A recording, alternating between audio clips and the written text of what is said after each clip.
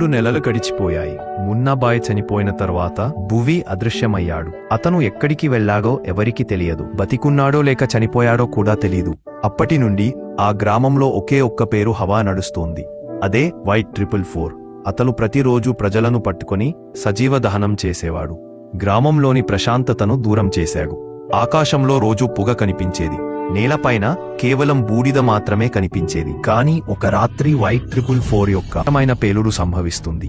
అతని అత్యంత ఖరీదైన fighter jet, rocket launcher, fighter truck అన్నీ కాలి బూడిదయ్యాయి.